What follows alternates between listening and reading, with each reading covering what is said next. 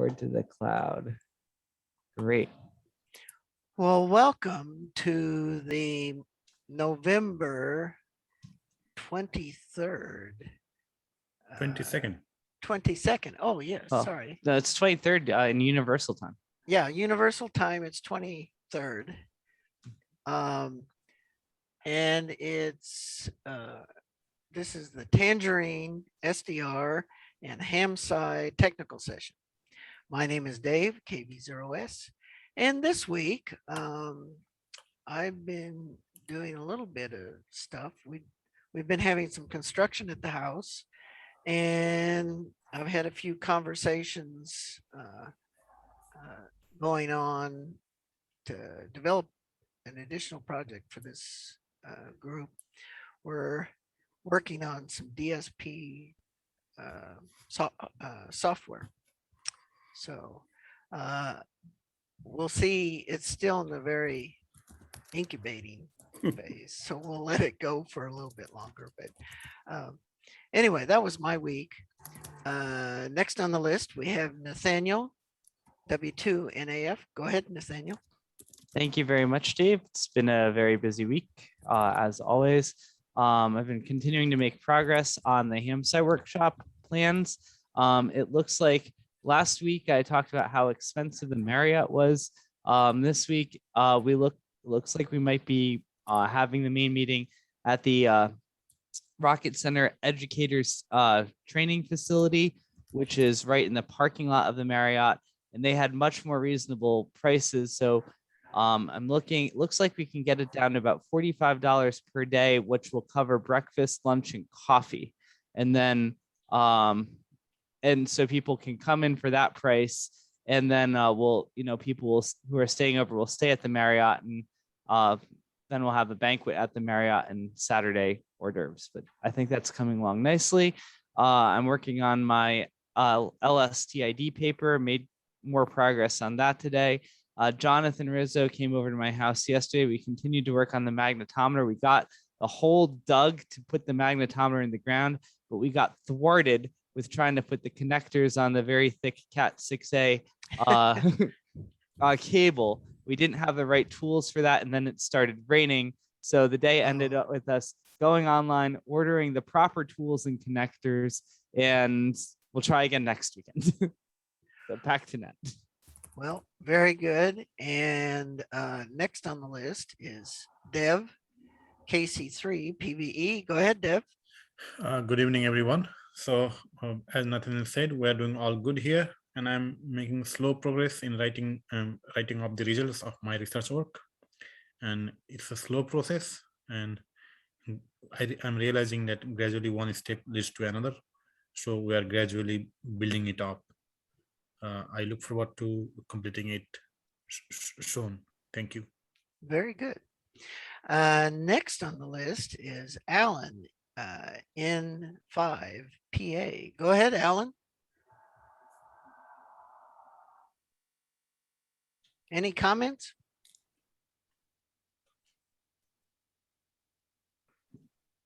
I don't know if Alan has a microphone. Well, we can come back to him. Nothing here. I'm just watching tonight. Well, welcome, and if you find it interesting, please come back. All right. Okay, next on the list is Bill, N8ET. Go ahead, Bill. Yeah, can you hear me? Yes. Okay, my audio's run this week, so I don't have too much to report. Been a busy week here, so keep filling up the bench with other projects, and now I don't have any room to work on the bench anymore. I got so much junk piled up on it. So Oh, I know that if you look behind me. yeah, looks like the back of your room there. Yeah. So maybe next week, but probably not, because CQ Worldwide is this weekend, and Thanksgiving coming up too. So Yes. I'll sit and listen tonight. Go ahead. Next on the list, we have Jim, K4BSE. Go ahead, Jim. Well, I'm afraid not a lot to report here either. Been thinking about Thanksgiving more. We're having the Thanksgiving of all Thanksgivings here this year. We're hosting it, and last night my wife fell and messed up her shoulder and her ribs real bad. So spent a lot of today babysitting with her. So I've got things I need to do, just can't seem to get to them. Well, I know how that is. Next on the list is Dan in for XWE. Go ahead, Dan. Thank you, Dave, and good evening all. Basically, last week was just work. So I didn't accomplish much in the way of radio. And I guess that's about it. Back to you, Dave. Well, hopefully your work included some flying. So It did. Too much flying in some ways. well, it's always kind of enjoyable. Yes. So anyway, next on the list, we have Dave KD0EAG. Go ahead, Dave. Very little to report. I've had lots of family interruptions, but and getting with the holidays are always kind of distracting, but and I have not fixed the web server on the Linode instance. Sorry about that. It's just a SSL key that's not right, but it turned out to be a little more convoluted than I remembered. I will get to that. Otherwise, back to you. Okay, next on the list is Dave McGaw in HAC. Go ahead, Dave. Good everyone. Good evening, everyone. And yeah, I've been playing with various SDRs, USRP, RSP Duo, RTL SDR, of course. But I think the big highlight of this week was going to the New England Vintage Electronics Expo and picking up Emerson All-American 5 miniature tube version radio, AM radio to play with. See if I can resurrect it. What? Back to net. Okay, well, thank you. Sounds like fun. Next on the list, another David Waugh in KE8QPE. QEP. Sorry. Yeah. Not too much to report here. I've still been tracking down some of the sources of the 60 hertz noise on the magnetometer. And as part of that process, I've been cleaning up electrical issues in the house. And somebody had taken obviously the previous owner and filled the junction box with expanding foam. And so it was sort of like what Jabba the Hutt did to Han Solo. And the wires weren't even wrapped around the screws. They were so it may not have been the source of interference, but it was certainly good to have removed. Back to that. Well, congratulations for finding that. Next on the list, Elizabeth. I don't remember your call sign, Elizabeth. Hi, how's everyone? Update is we're in the testing phase right now and trying to figure out the data management part of the project. We've finished soldering, we finished the antenna. We're using a Raspberry Pi for our VLF and a Hi-Fi Berry with a GPS too. So we're just testing everything at the moment. Sounds good. Is that all your comments? Hopefully start getting some data next week or by the end of the week. Very good.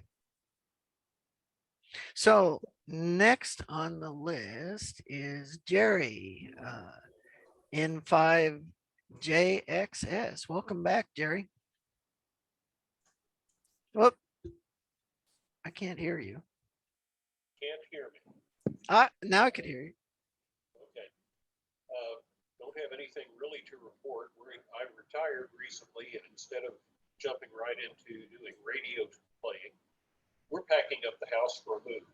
So I'm going to be basically listening and watching as I have been for the last several months of my employ until we get set up someplace in Colorado. And then I'm going to start playing again. And I want to start looking at the project, and I need to get back on my lightning project. Well, so that's it. Very good. Thanks for being here, and good luck with the move. Next on the list, we have Kim, and it's KC2MCR, right? Yes. Yeah, I forgot to write that down. Yeah, good evening, everyone. Yeah, I've been having an interesting conversation with Jules about our fluxgate magnetometer, and I've been working with my student to analyze data set, but otherwise there's no big update from my side. Back to Ned. Well, fine business. And next on the list is James, KG4 DSG. Go ahead, James. Good evening, Dave and the group. I'm just listening in tonight. Hope you're all staying warm. It's going to be cold this week. Back to the net. Yep. And next on the list is Jay Schwartz, WB8 SBI. Go ahead, Jay. Good evening, everybody. In operational news, I hope those of you that were able to operate this past weekend for November sweepstakes, reminder, you have to submit your logs. So the sooner you get that submitted, the more credit you will get. Also this past weekend, in the Radio Club of America, held its annual symposium. And one of the speakers there was a young YL. She's a senior in high school, and her major achievement, one of her major achievements, in addition to being an avid contester, it was she's a balloon launcher, and she, which has a beacon on 20 meters, and was able to get that balloon. Well, thanks to her good work, that balloon went around the world 4 times and was tracked 4 times around the world. And I am going to be contacting her to see if she would be interested in joining this group. She's already received offers of college. She wants to go into engineering, electrical and computer science engineering, and she's already received offers from several major colleges. And I think that this group would fit right in to what she would like to do. So I'm going to be pursuing that to see if that bears out any fruit. She was really, really good as a speaker, and has also presented papers at the American Institute of Astronautics. So she's not a rookie when it comes to presenting papers at professional organizations. So that's one of the things I'll pursuing in the near future. Other than that, happy Gobble Day, everybody. Okay. Well, next on the list, we have Joe, W7LUX. Go ahead, Joe. Good evening, everybody. Well, I have the same problem here. So many projects, the workbench is cluttered. And especially I've had trouble with wires pulling out of crimped connections. Had to figure out some way to get the terminals out of the sockets and then solder the doggone things in so they won't come apart again. And other than that, I've got some pictures of the eclipse despite some cloud cover here. Thank you, Dave. Well, very good. And let's see. Next on the list is Jonathan, KC3EEY. Been busy today, Jonathan? Yes. Hi, everybody. Yeah, I was actually pretty busy. I have some good news to report. I was able to pull the original SD card image, the install image, from my older computer. Incidentally, the power supply in that failed, and due to a power outage, and it caused the DC-DC converter in the VLF preamp to fail. So they failed at the same time. I never bothered fixing it because I had a spare. But anyway, I got the image from it, and it turns out that my problem with timing was a bad connection, and it had nothing to do with the ALSA drivers or the ALSA the ALSA library. And so right now I have the timing system running.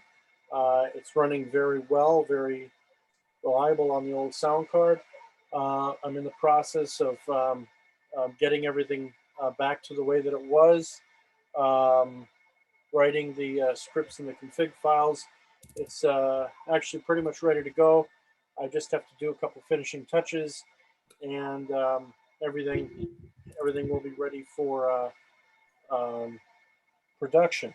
What I'm interested in, or what's upcoming, there's going to be more amateur radio transmissions at VLF, and I'm interested in the ABNOT digital mode. I'd like to see if I could get any QSOs. There's also SAQ. They're going to have their Christmas Eve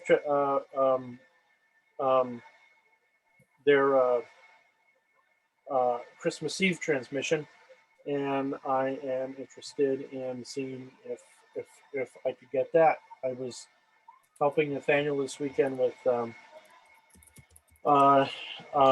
digging some holes. As he said, we dug a hole for the magnetometer. We also dug a hole for the VLF mast. That's in place and ready to go. And we had some trouble with the RJ45 plugs on the Cat 6. They were what we were trying to do was we were trying to strip off the jacket, and since we were trying to keep the shield intact,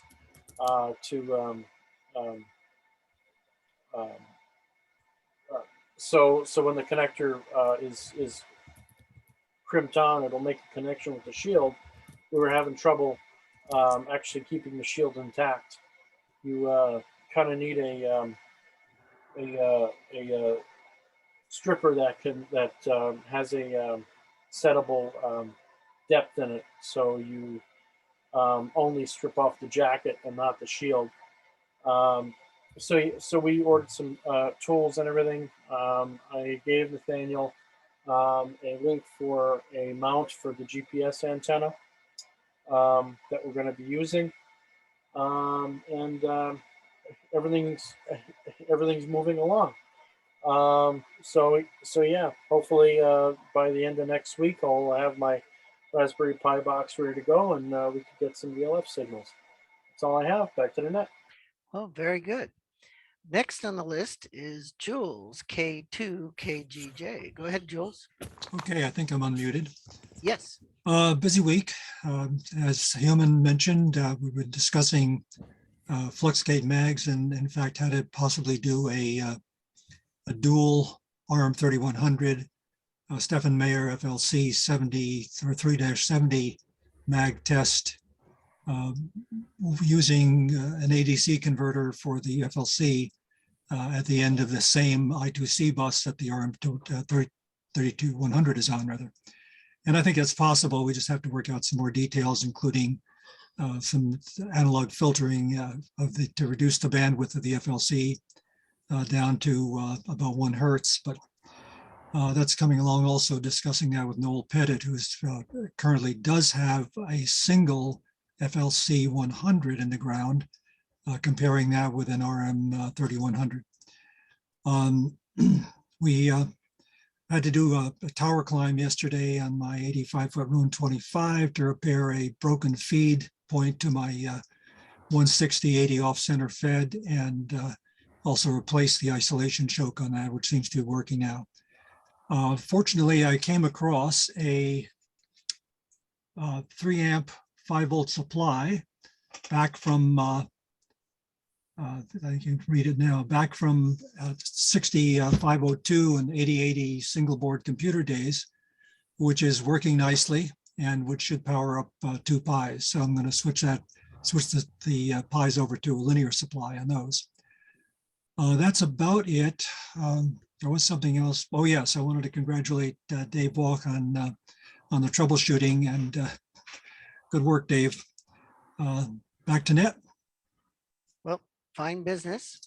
And next on the list is Michael, AA8K. Go ahead, Michael. Oh, thanks very much. Greetings to everyone. Back to you, Dave.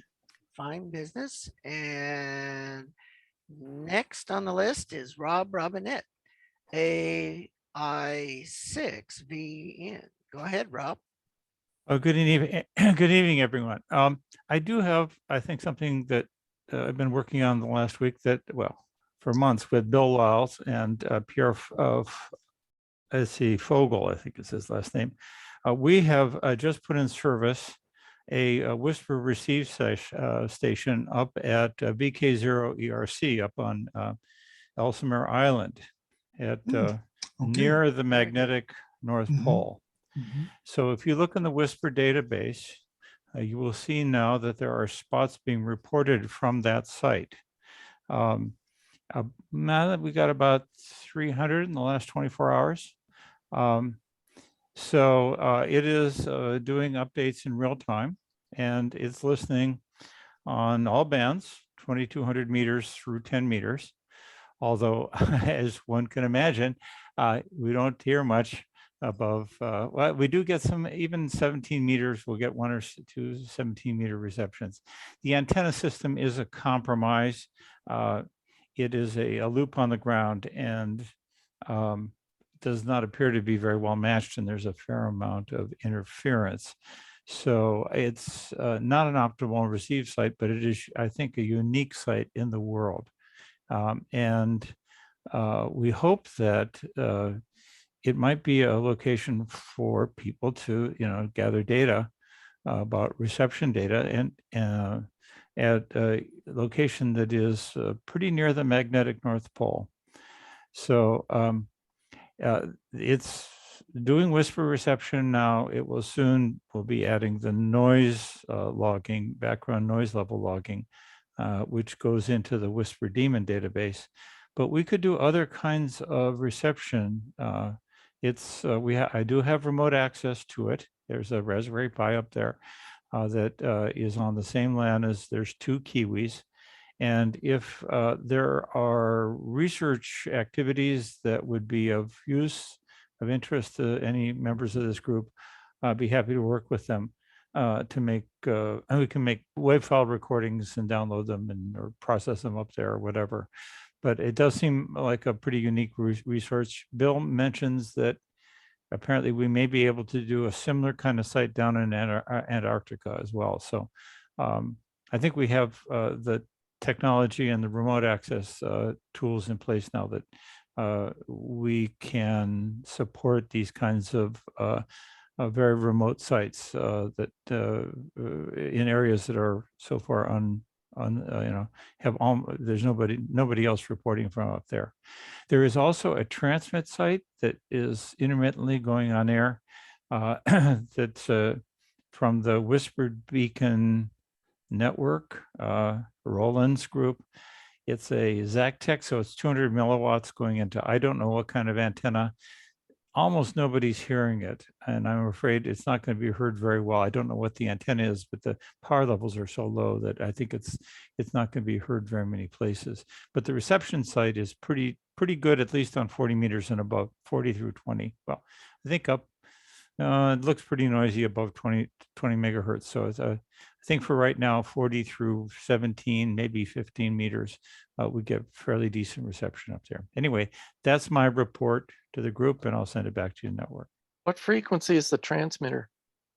It walks through a sequence. Roland has defined a sequence of a cadence that matches the whisper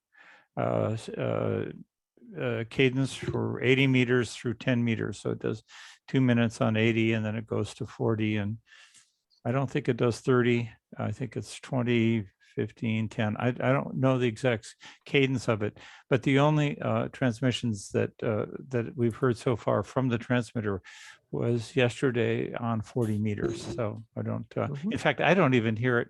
Well, I wasn't listening at the same time. The receive site and transmit sites are surprised to me, are co-located. So when when he goes on there, I will have to find out what he does to the receiver. But so far I haven't even received the transmitters. I happened to be off air when he was transmitting yesterday, so I don't really know. But you can look for in the Whisper database, WhisperNet database, you can look for both VK0, VY0 ERC, both as a transmitter, as a receiver. You'll see different, you'll see spots from both of them. What was the call sign?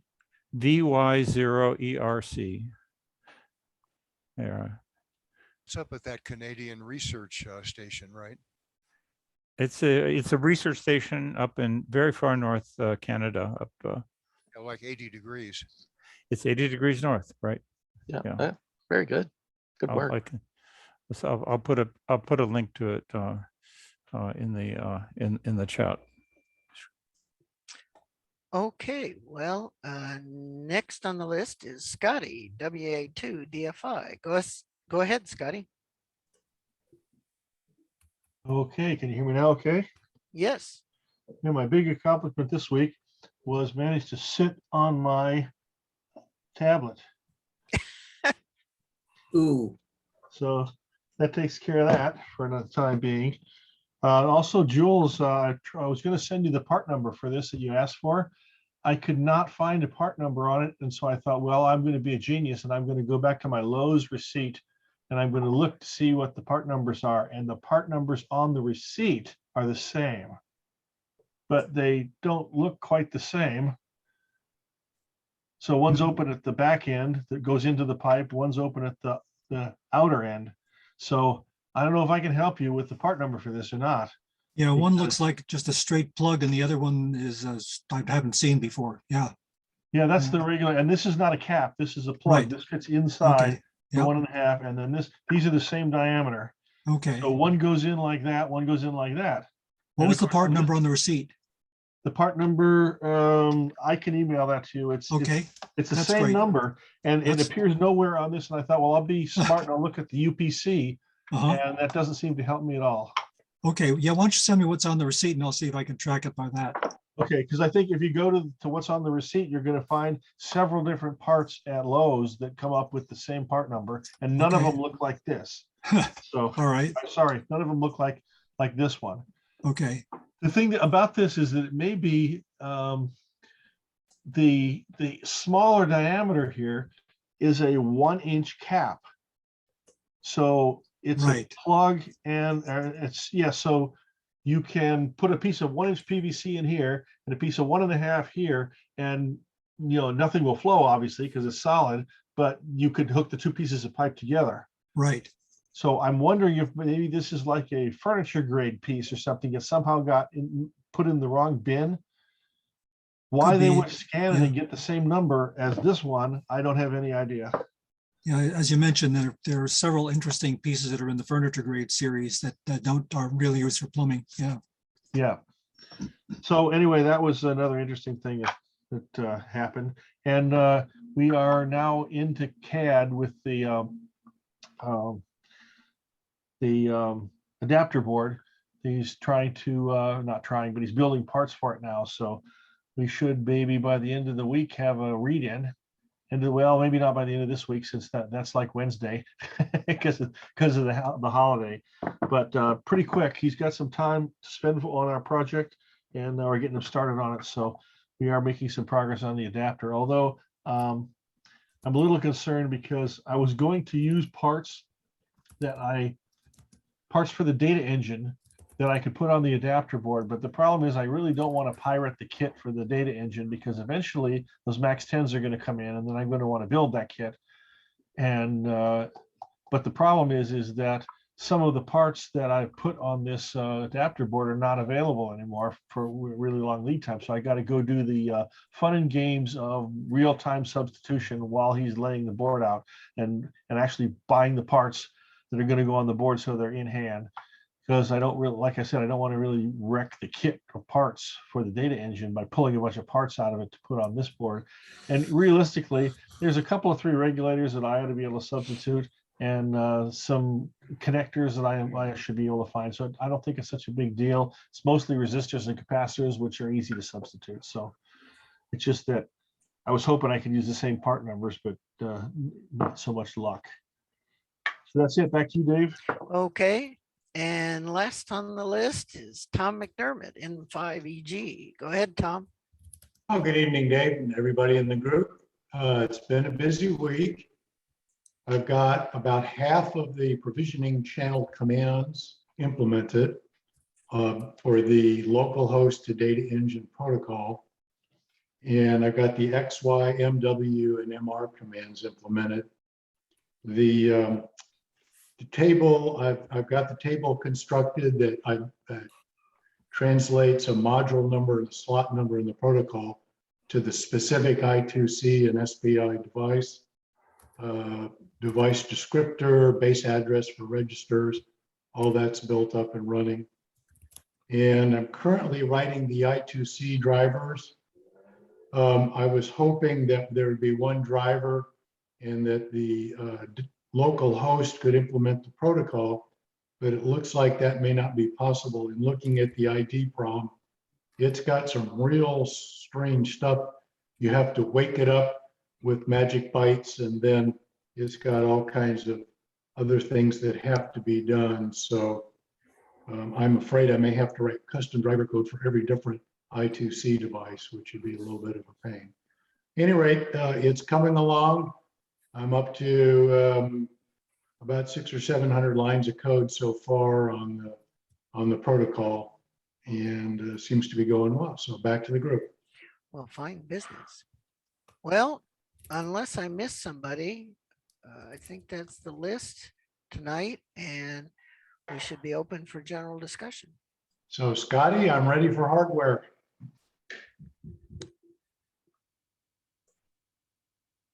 Scotty, you're muted.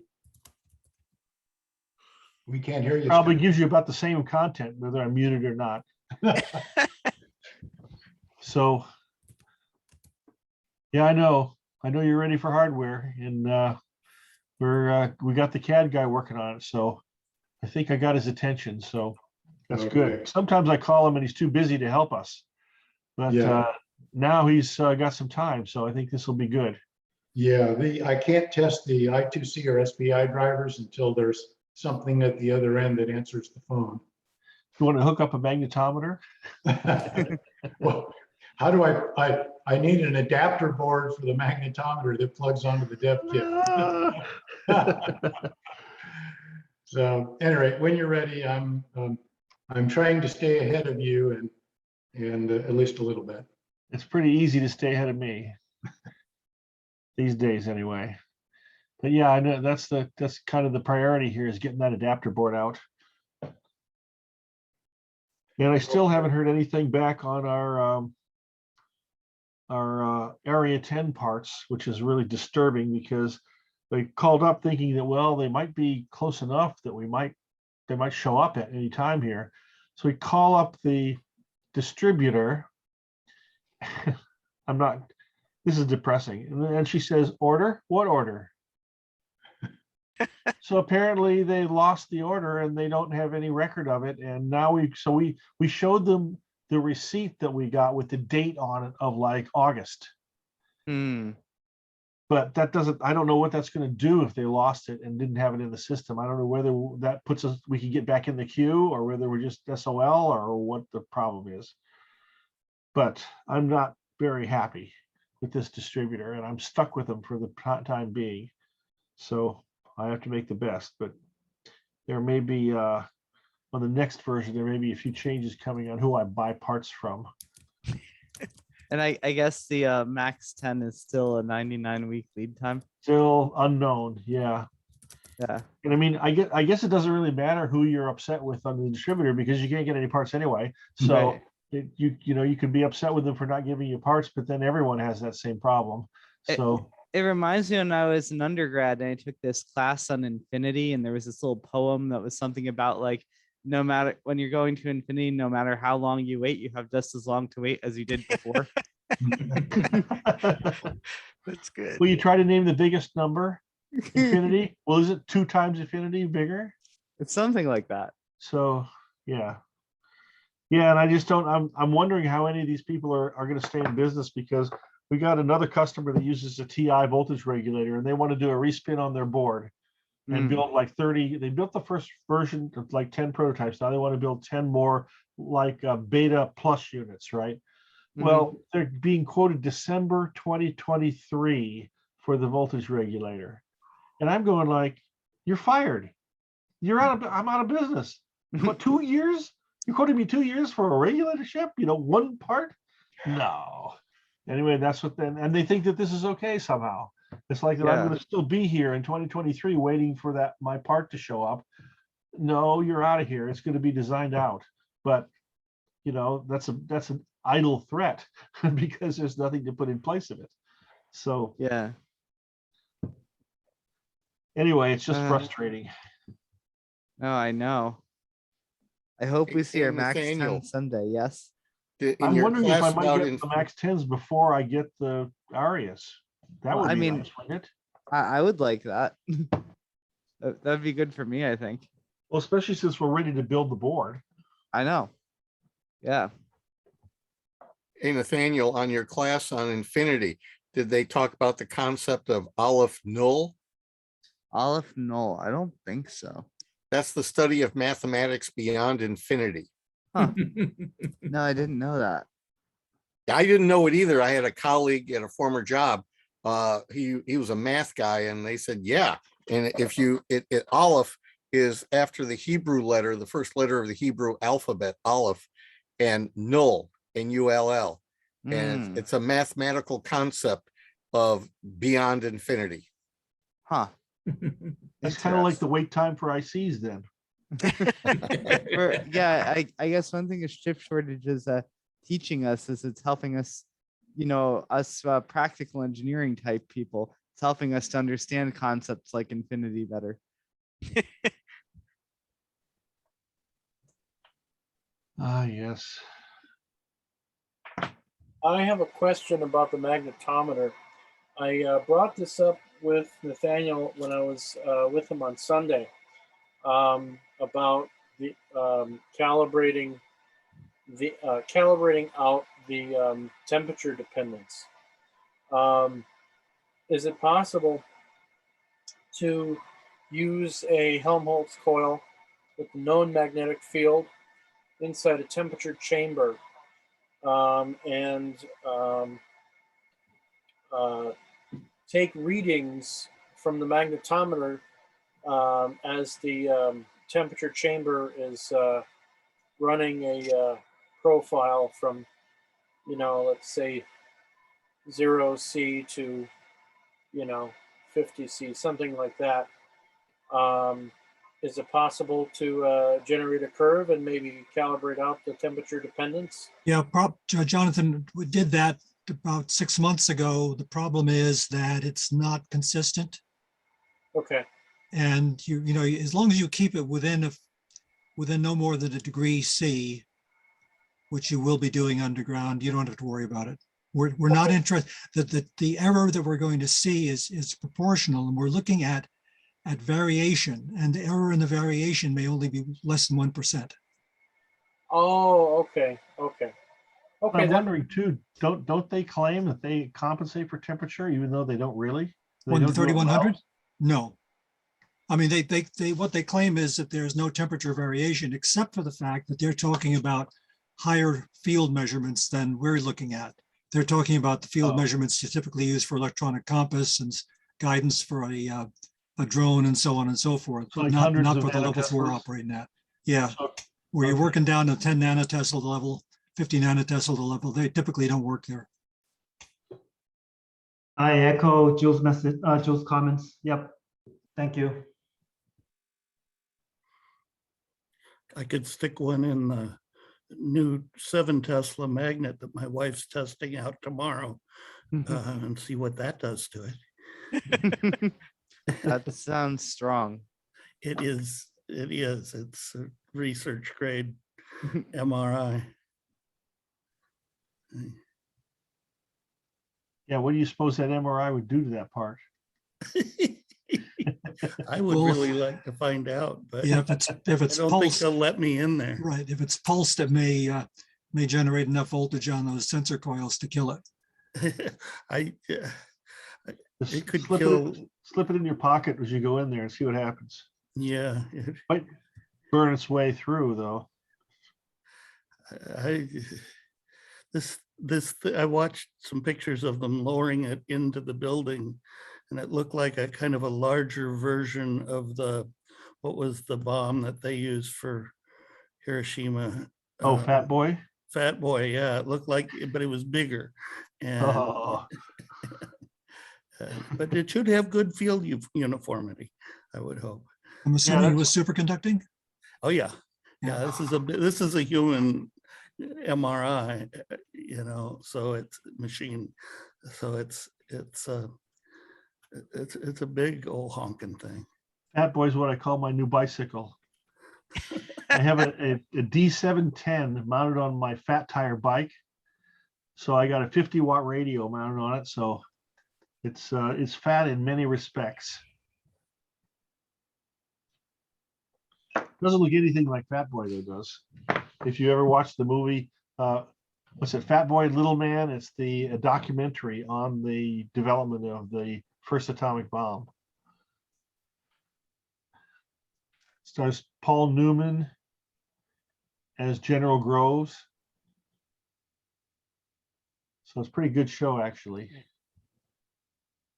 And it's one of those things, kind of like our project, it came close to extinction so many times, and they managed to pull it out. So there's hope for us yet.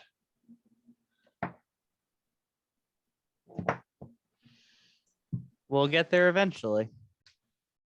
By the way, it's actually Fat Man and Little Boy. Fat Man and Little Boy, yeah. Fat Man was the plutonium one. Yeah, and they were built them differently. The Fat Man was an implosion sphere, right? And the Little Boy was a gun type, if I remember right. Correct. Yeah, and Fat Man was plutonium and Little Boy was uranium. Yeah, so that's good. So I call my bike Fat Boy, so that's different than Fat Man. Fat Man's the guy riding it. Right.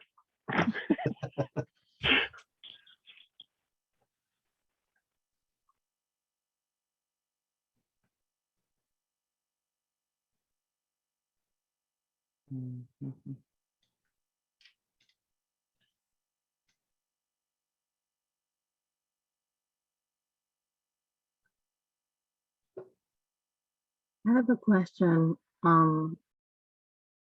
Does anyone know if there is a difference between atmospheric data and ground data when you get VLS signals, or it doesn't matter if it's ground or atmospheric? Like, one of our plans was to also launch the VLF in a helium balloon, but I know that we can also launch, collect data on ground, but will there be any difference? Like, is there something in the atmosphere that happens that we cannot get on ground? Or if you go up in a balloon, I mean, do you get away from the ground wave propagation that you would get normally on the ground? Mm-hmm.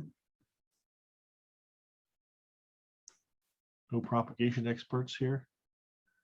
Well, the big question is if you get far enough to start getting into the D layer, where you start getting absorption. And we just flew a rocket that went up about 150 kilometers, looking at the 24 kilohertz coming from Cutler, Maine, and looking at its extinction and how it changed as we flew. So how low is the D layer? Well, I think a balloon's going to be just kind of popping up against the underside of it. Yeah, yeah, it goes up to 30 But it may, kilometers. it's a good question because you may get noticeably different propagation because you're in a different part of the Earth to ionosphere waveguide. Mm-hmm. So do you think you get any ducting that way? Up high like that? Well, it does get ducted. That's how VLF propagates. Okay. That would be the But interesting. as the ionosphere rises and falls, the characteristics of that duct changes. But you're likely to do a balloon launch. Well, I guess one that went around the world 4 times is going to exhibit. I mean, it's going to pass through different day and night zones. But right, normally our balloon launches here, they go up to about 100,000 feet, and they're during the daytime only. So they of course, I presume those were probably the little Mylar balloons. You wouldn't have much weight capability to put a VLF receiver on it.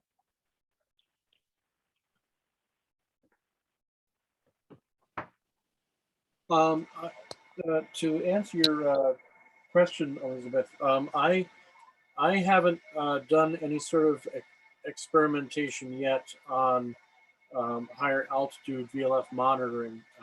Everything that I've been doing is on the ground. Okay.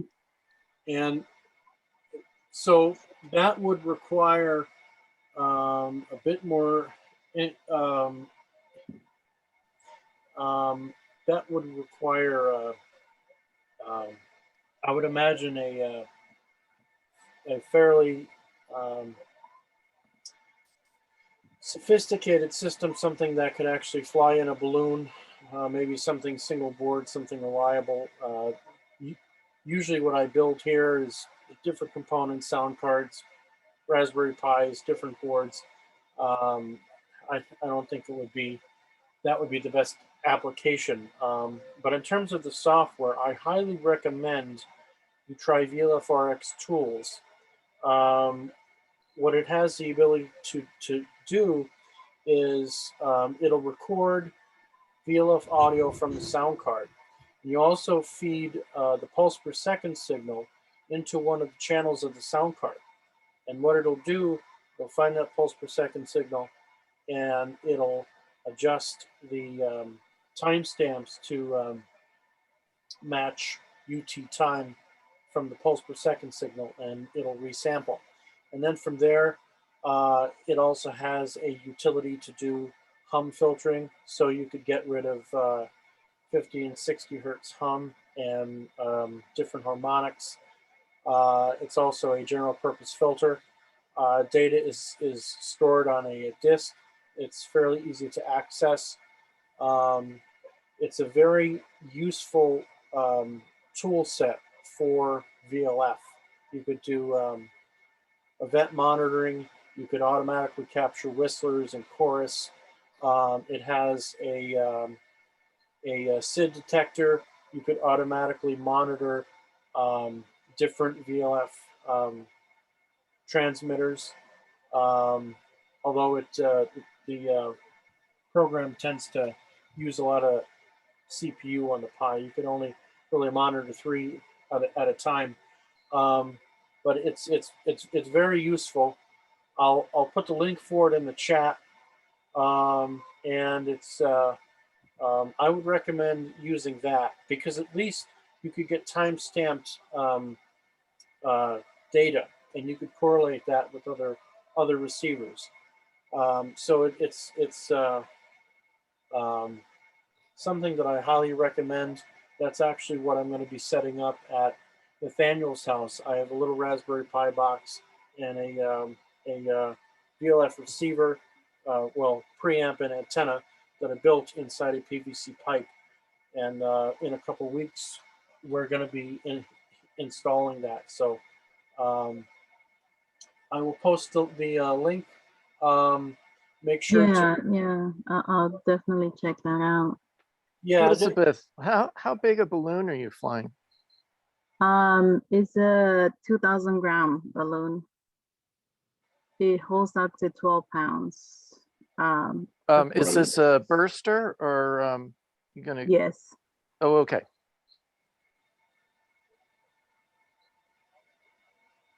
Yeah, because I'm just trying to think what hardware you might want to try flying on that. You can do both. You can do E-field antennas or coils to pick up We have VLF. a coil one. A coil, okay. Yeah, yeah. Yeah, we actually, you won't have this problem on a balloon, but we flew E-field antennas on our rocket payload and a search coil magnetometer. And we ended up having the search coil saturated just by the spin of the rocket. It was that sensitive. Oh, wow. We were spinning about 1.5 hertz, and it was enough to saturate our search coil. Mm-hmm. You won't have that problem on a balloon, at least. Hopefully not.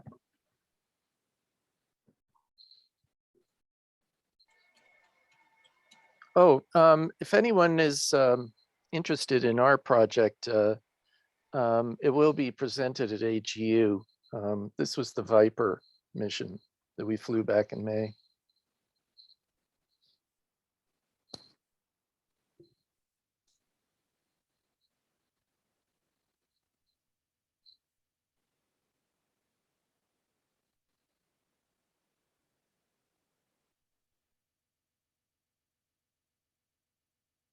What were the results from that like, David?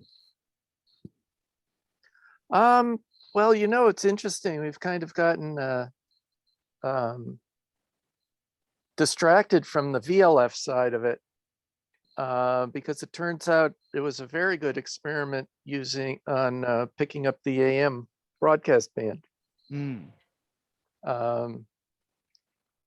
are looking at the VLF and how its primary science was looking at the 24 kilohertz, and because we haven't been discussing that lately, I'm not really sure what we saw there. The interesting thing is, while we were flying, I was watching our HF experiment, which does 100 kilohertz to about 4 megahertz. And I noticed this forest of lines that I'd never seen on our previous flights, which we fly usually in the polar regions. This was flying from Wallops. And I realized, oh, that's the AM broadcast band. And we can see probably a station on every frequency in the AM broadcast band. But as we fly up through the ionosphere, they're extincted preferentially. The lower frequencies disappear first and the higher frequencies continue through. And then it reversed on the way down. That's pretty cool. So And things would get shielded out. Yeah, and now we're trying to figure out which connect what stations to which lines we're picking up so that we can use it to ray trace back. You didn't save enough data to demodulate it, did you? Actually, we probably would. Yeah. So that would make it a lot easier to. Well, the only problem is we weren't flying at the top of the hour. If we could demodulate a digital carrier, maybe. Digital sidebands, but yeah, AM broadcast doesn't usually carry a call sign on it. They identify at the top of the hour, and we flew at 15 minutes past the hour. But you could get schedules from all of the AM stations you think you might be listening well, that's to. true. Well, one of the things is that, and this, this comes out of our AM Doppler project as well. There are local frequencies, regional frequencies, and clear channel. Right. And so we'll start with the clear channels, and regionals because we can probably identify which station it's coming from. The problem with Right. the locals is you can have stations on the same frequency 60 miles apart, Right. and you'd actually be picking up many of them from up there. Right. It shouldn't be too hard to work it back on the ones that are more sparse. Yeah, I agree with that. But it's fascinating when you start looking at this. You basically have a carrier on just about every frequency within the band. Yeah, that's There- really cool. And of course, the electron cyclotron frequency is sitting right in the middle of the band. Mm-hmm. So it changes the characteristics from the low end to the high end. Mm-hmm.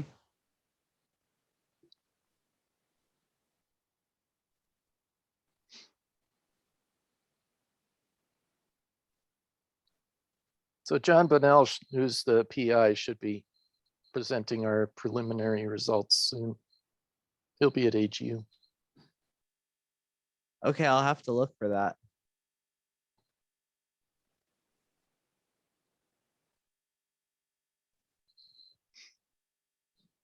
Joe, how is your AGU presentation coming?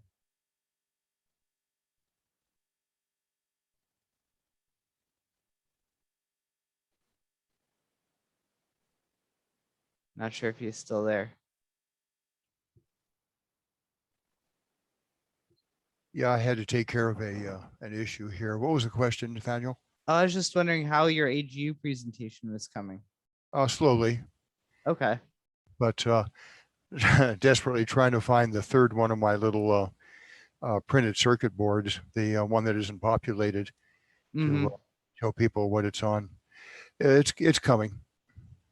That's good. Were you able to register okay? I think so. They stand by one.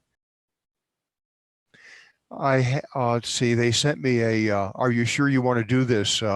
Email, and I replied to that. So I think I'm registered. Okay. I think there was something you had to fill out. I think you have to register on the website. And they should have it tied in with your email address that you don't have to pay. I guess I don't understand that. There should be something that there should be a website that you go to and you click register, and then it asks, like, there's actual process called registration. Have you gone through that on the website? I don't remember. Okay.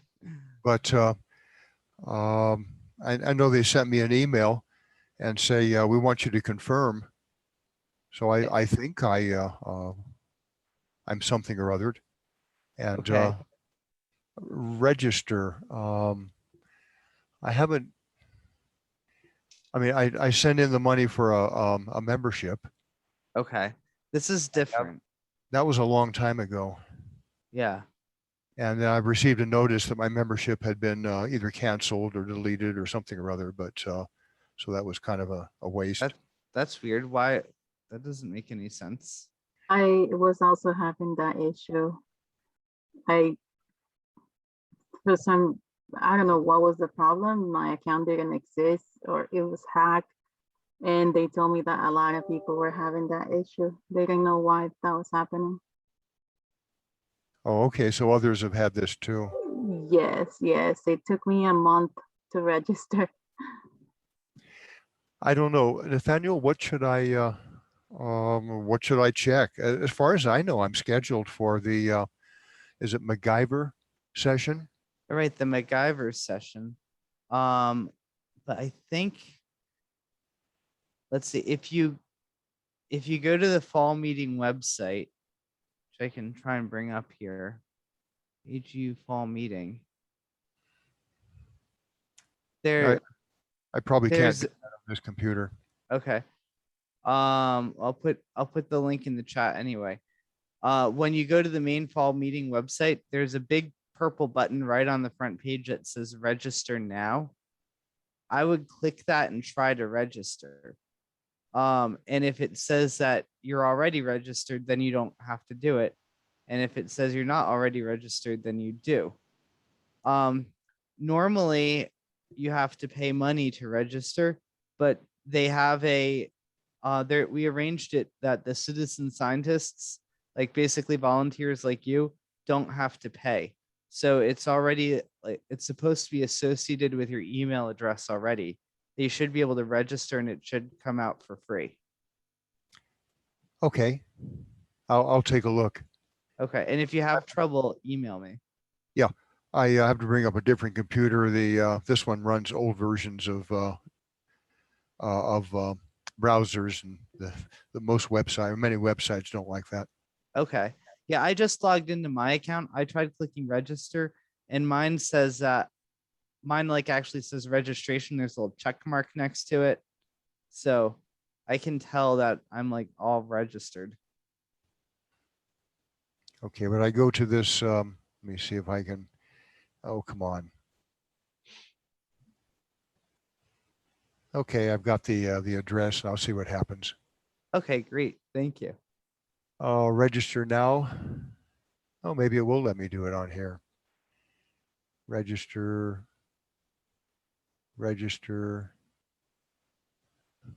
Oh, really? They want many hundreds of dollars. Yeah, but don't pay it. There should be. Well, I'm not going to. They told me that it's linked with your email address, that when you go through the registration process, it should waive the registration fee.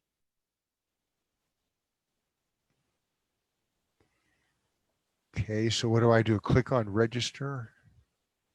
Yes. And wants housing, honors banquet, press. This doesn't make much sense.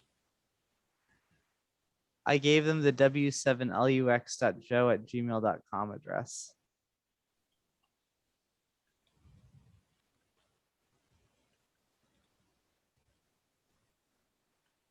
And Jules, you're another person. Were you able to do this and register?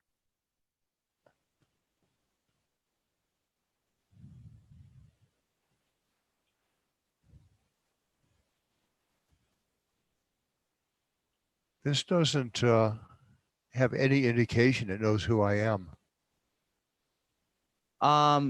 Did it ask you to log in? It never has. I don't even know where to log in. When I clicked register, it came up with a window, I think, that told me to log in. Okay, what I've got that address. I'm on registration rates. I'll back up one. Fall meeting. And there's a rectangular box that says register now. Okay. And I click on that. That takes me to a page that says registration rates.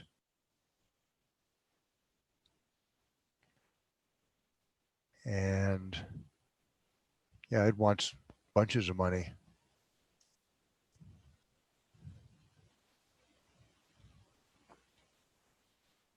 I think maybe you used a different email address than the one that I gave them. You have the nova@ngpcable.com. Yeah, that's the one I'm using. Okay, maybe that's why. So I'll send an email to the person who register.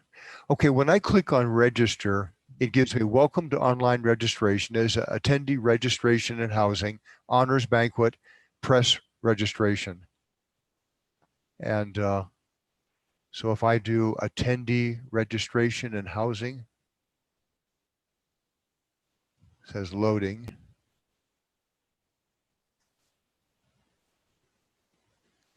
Reminds me of that cartoon with the IBM tech rep arriving at a computer location and, hey, been waiting long, and the guy's a skeleton. Mm-hmm.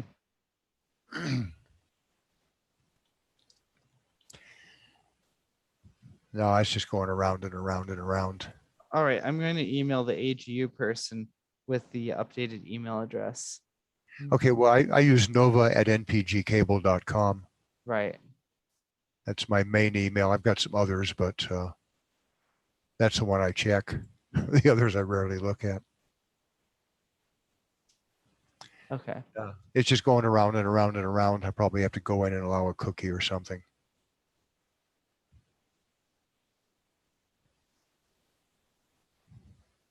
I'll work on it here. I while don't we're- think it. I have a feeling it won't work until they update it in the system with your other to this email address. There.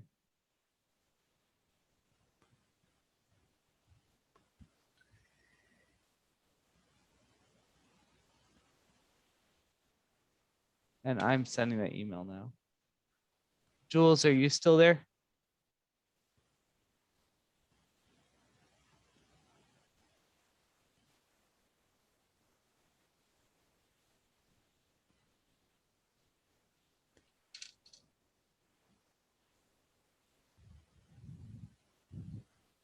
Okay, I had to allow a cookie, and now they want my email address.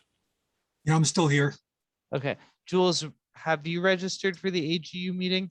No, I was going to do that tomorrow.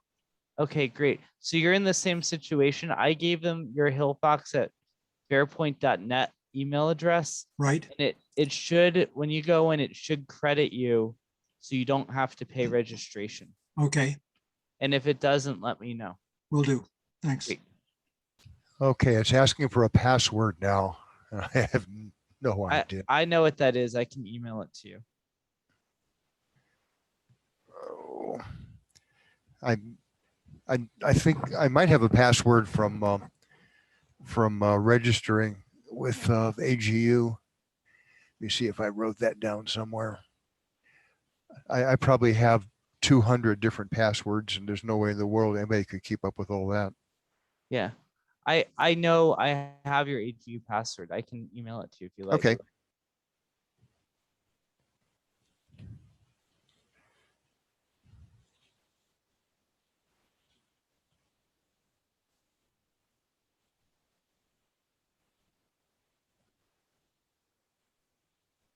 Okay, I just sent it to you. Okay.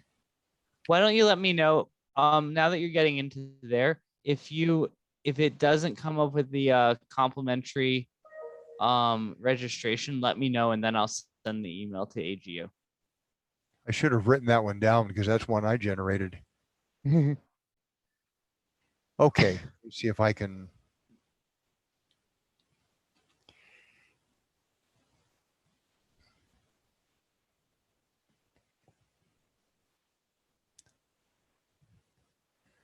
Okay.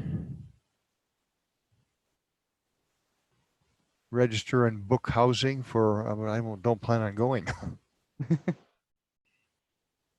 Sign up as a mentor. I have a feeling I am going in person. I have a feeling I'm going to be standing in a room that's pretty empty.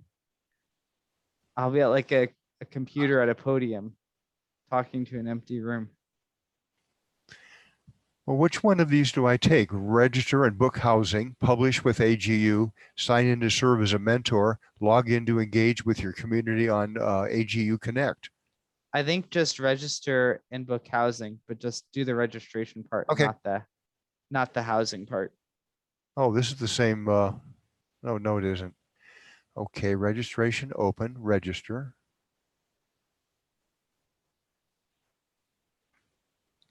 Gurgle, gurgle, gurgle. We're going around in circles.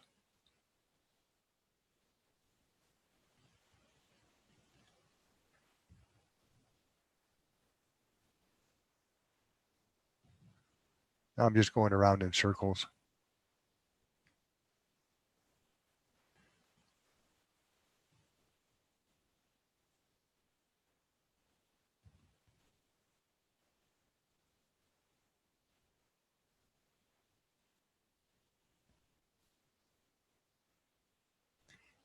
It says people must register to attend the meeting. Oh, online or in person. Okay.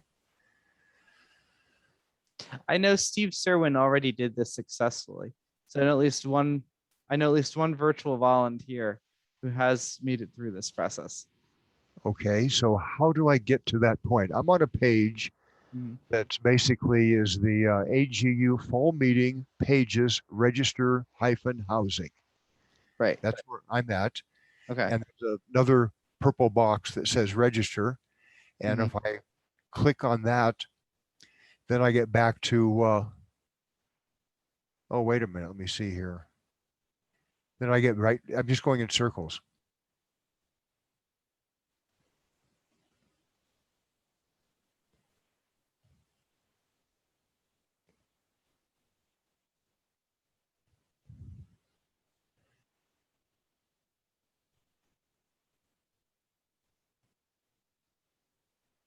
No, I just go around and around in circles. Okay. Well, what we can do, if you want, we can probably sign off of this meeting, and then I can meet you in another Zoom meeting if you want. I can try to walk through it with you, see if we can get it figured out.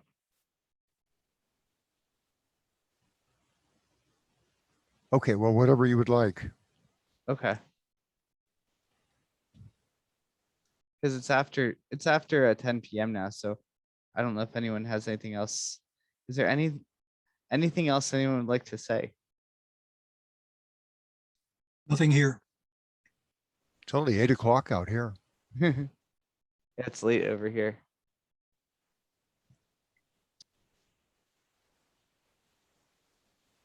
I still show 10 people on. Scotty's still here. Yeah, I'm still here. You're still here, Scotty. I'm here, physically anyway. Scotty, what did everybody decide on a way to hold the magnetometer board inside the PVC? I think the way is a piece of the pipe foam cut about 2/3 of the way, remove about 40% of it.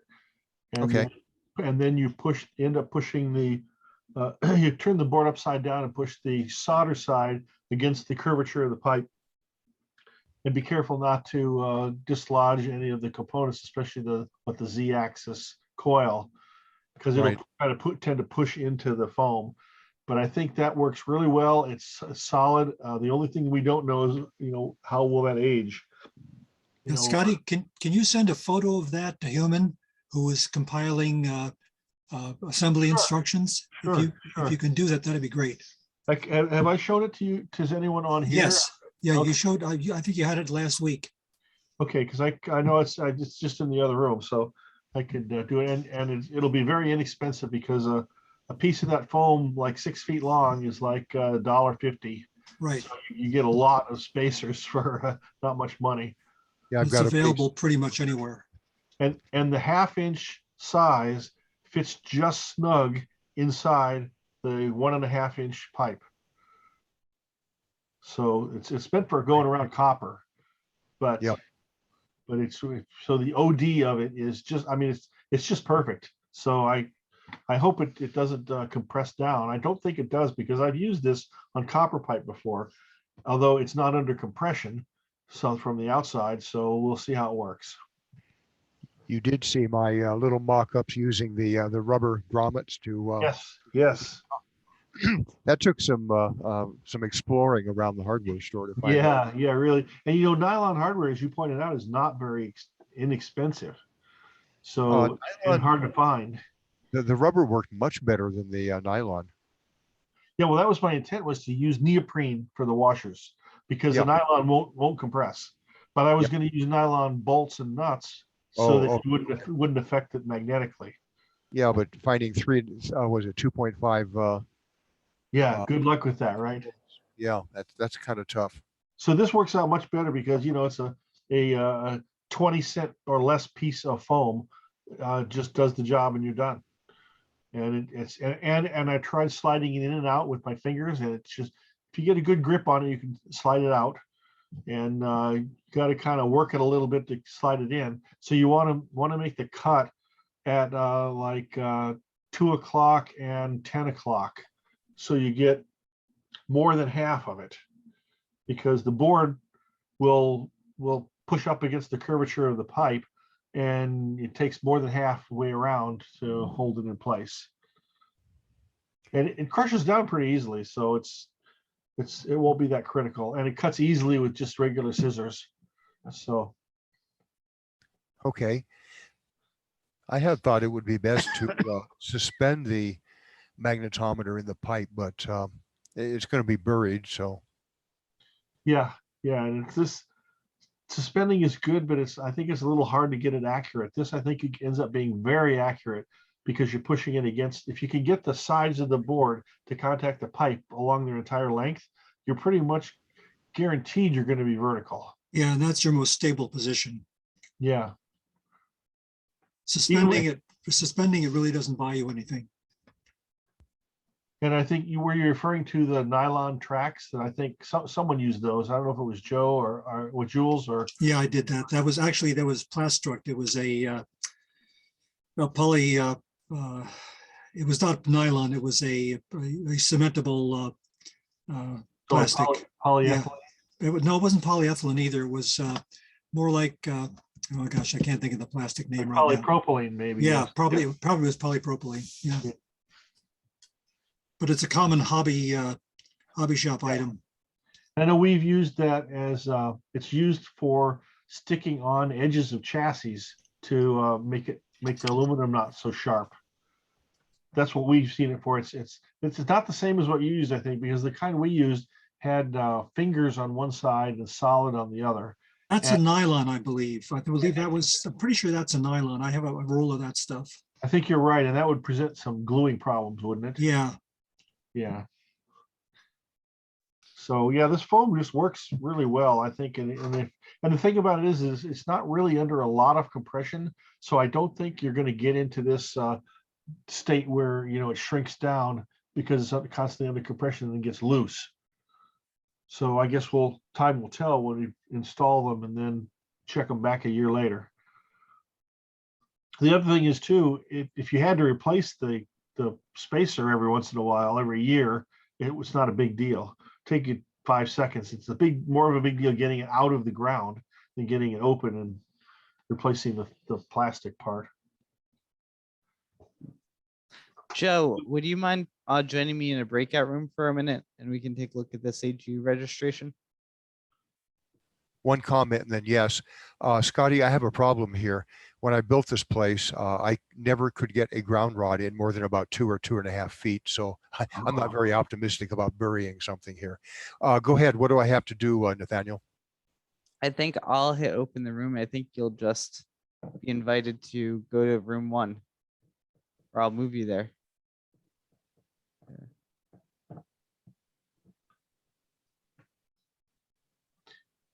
See you later.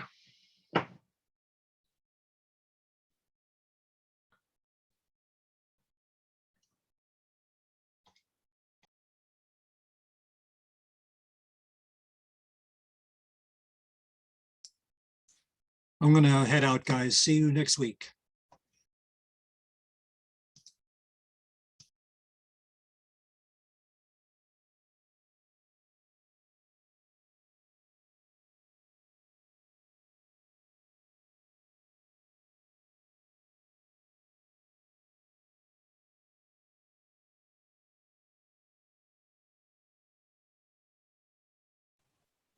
Hey, I'm back in the main meeting. It tossed me back there. I didn't do anything. It just sent me back here.